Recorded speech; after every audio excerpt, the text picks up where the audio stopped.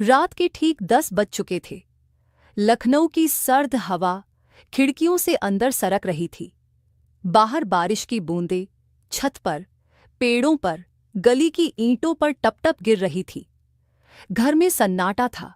सिर्फ छत का पुराना पंखा धीमे-धीमे घूम रहा था और फ्रिज की हल्की सी हम की आवाज आ रही थी। बेटा यानी बाबू ऑफिस से बोला था कि आज लेट आएगा। कोई मीटिंग है, कोई क्लाइंट आया है। रात 12 से 1 बजे तक तो वह आएगा नहीं। रिया किचन में खड़ी थी, सफेद सलवार कमीज पहने, बाल खुले, हल्का सा मेकअप हाथों में, गर्मागर्म दूध का कप लिए वो ड्राइंग रूम की तरफ बढ़ी। ससुर जी रामा रामेश्वर प्रसाद सोफे पर बैठे थे। कंबल ओढ़े टीवी पर कोई पुरानी हिंदी की फिल्म चल रही थी। अमिताभ बच्चन वाली पर उनकी नजरें स्क्रीन पर नहीं थीं, किचन के दरवाजे पर टिकी थी।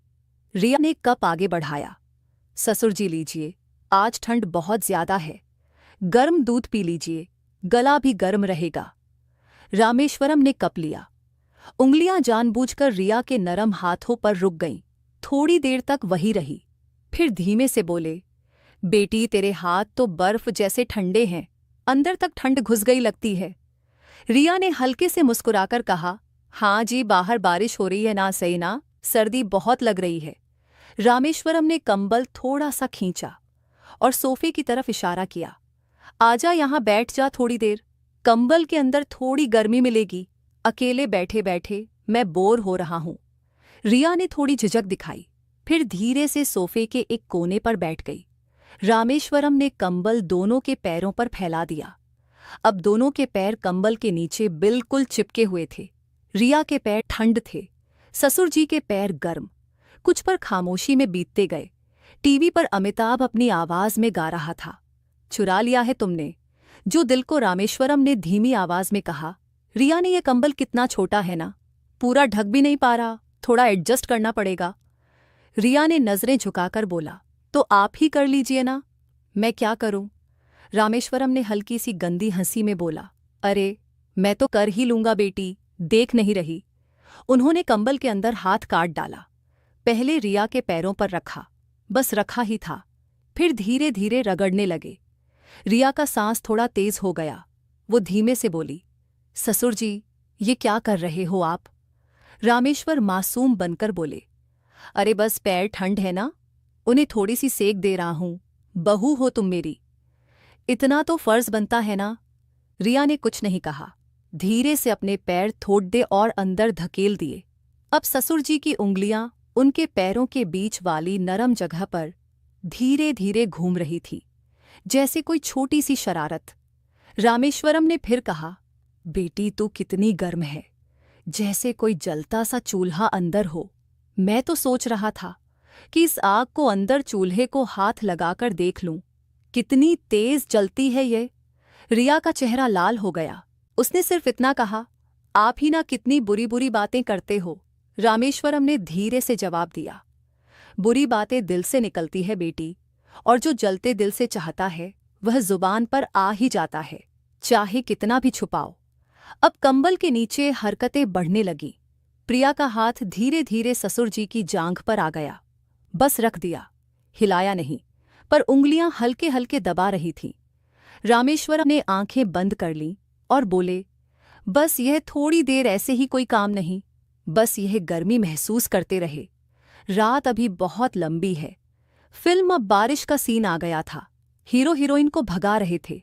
रिया ने धीमे से कहा, ससुर जी फिल्म में तो हीरो हीरोइन अपनी हीरोइन को बिगाड़ने से बचाता है, अब तुम मुझे और ही बिगाड़ाने दे रहे हो। रामेश्वरम ने मुस्कुराते हुए कहा, अरे बेटी, बारिश में भीगना भी तो मजा ही है, और यह बारिश तो अंदर की है, बाहर वाली बारिश से कई गुना ज्यादा गर्म और गीली। समय बीतता गया।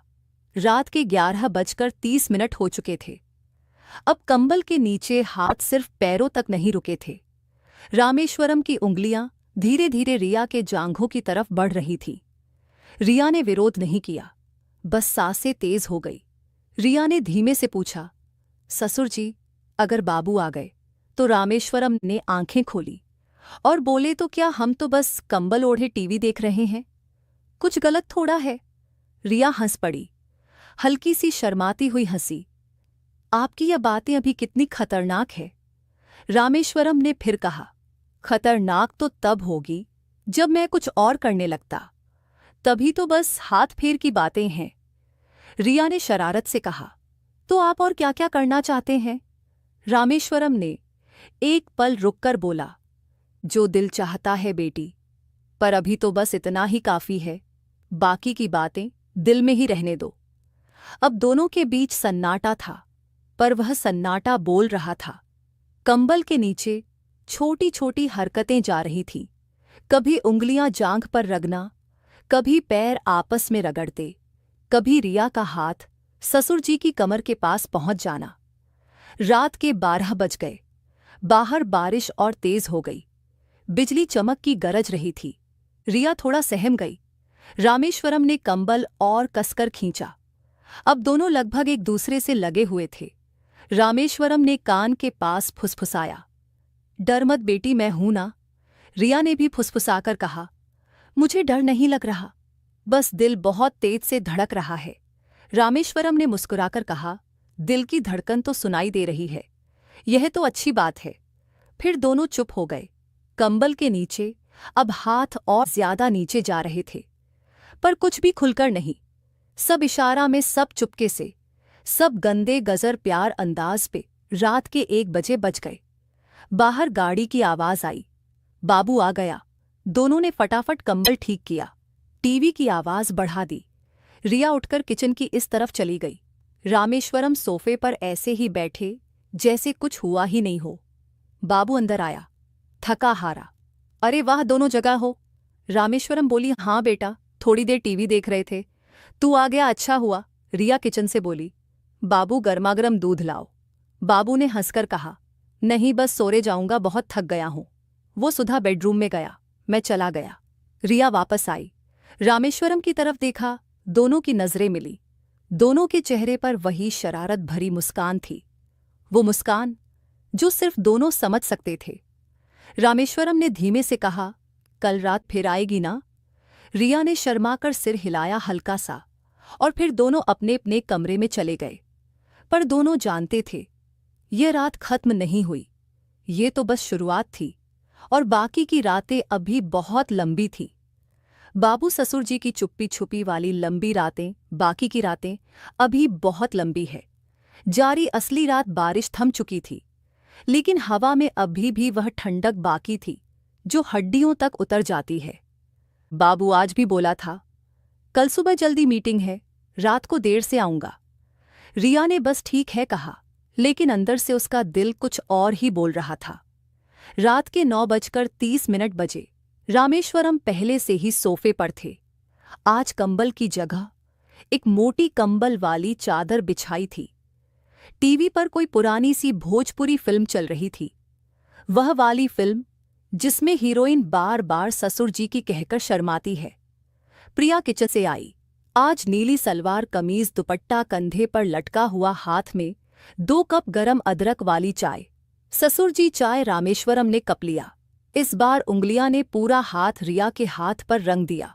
बेटी, आज फिर ठंड लग रही है। रिया ने हल्के से सिर हिलाया, बहुत ज्यादा। रामेश्वरम ने चादर की तरफ इशारा किया, आजा, आज चादर बड़ी है, पूरा पूरा ढक जाएगी। प्रिया बिना कुछ कहे बैठ गई। इस बार वह थोड़ी करीब बैठी। दोनों के कंधे लगभग छू ही रहे थे। चादर दोनों पर डाल दी गई थी। पहले कुछ मिनट चुप्पी, फिर रामेश्वरम ने धीमे से कहा, कल रात जो हुआ वह सपना था क्या? रिया ने नजरें झुकाकर बोला, सपना होता तो आज फिर ना बैठती। रामेश्वरम की सांस थोड़ी भारी हो गई। वो आज क्या चाहती है मेरी बहू? रिया ने पहली बार सीधे उसकी आंखों में देखा, वही जो कल रात अब चाह रहे थे। पर आज थोड़ा और रामेश्वर मुस्कुराए। वो मुस्कान अब मासूम नहीं थी, अब उसमें वह आग थी जो कल रात सिर्फ जल रही थी, आज वह भड़कने वाली थी। चादर के नीचे हाथ फिर से जलने लगे। इस बार रामेश्वरम की उंगलियां सीधे रिया के जांघों पर, धीरे धीरे ऊपर की तरफ। रिया ने पैर थोड़े फैलाए, विरोध नहीं किया, बल्कि इजाजत। रिया ने फुसफुसाया, ससुर जी, अगर कोई देख ले तो रामेश्वरम ने कास कान के पास में मुंह लगाकर कहा, कौन देखेगा बाबू, तो सुबह तक नहीं आएगा। और पड़ोस वाले सो चुके हैं, बस तू और मैं और यह चादर। अब रामेश्वरम का हाथ रिया की कमर पर, फिर पीठ पर, धीरे धीरे कमर के नीचे की तरफ।